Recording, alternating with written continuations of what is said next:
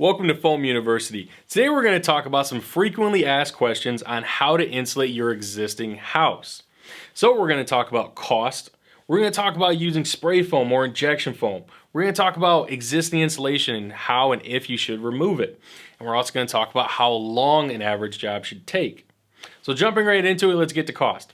Cost is going to be determined on the square footage of the treated surface. Now again, it's not the square footage of the house. For example, if you have a 2,000 square foot house, that is usually going to reference the living space, the floor plan of your house. What we're talking about is the actual surface area of the walls or of the roof deck itself, or the crawl space, whatever the area is.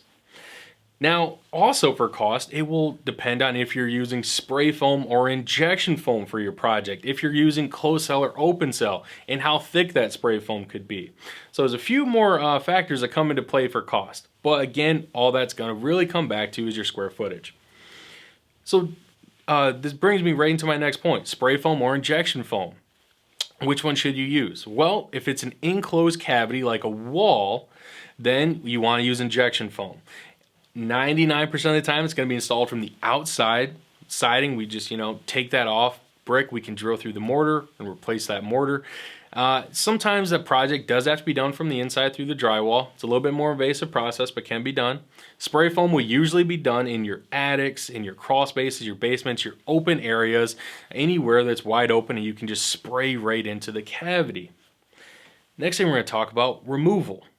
If you have existing insulation in your crawl space or your attic, does it need to be removed? Short answer is yes. Can you physically put in spray foam if there's existing insulation? A lot of times you can, yes. However, there's a list of health reasons why you should get that existing insulation out, as well as efficiency reasons.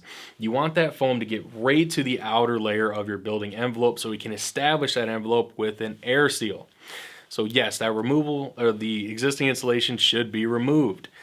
If it's in a wall, if you have an existing vertical wall, your exterior walls that has existing insulation.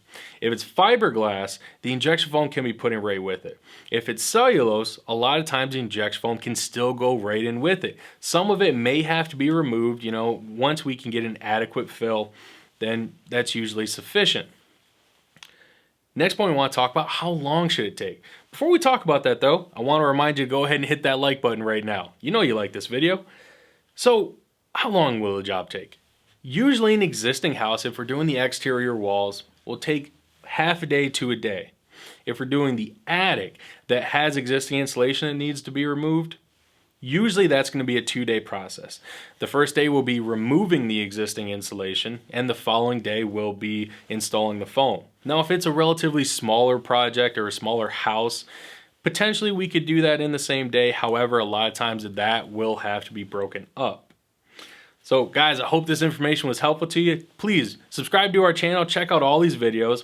If you have more questions about an existing house, obviously this is just a small sampling of some of our most common questions. Be sure to check out our website, retrofoamofmichigan.com. Check out our blog and there's more articles specifically talking about frequently asked questions where there's more covered than just this video. Leave us a comment if you have a different question I maybe didn't address. Please, I'd love to talk to you about it. And don't forget to ring that bell so you see all of our notifications. Wow. Hey, if you guys are really into foam, you should check out some of our guides. We have some for existing homes, new homes, and pole barns.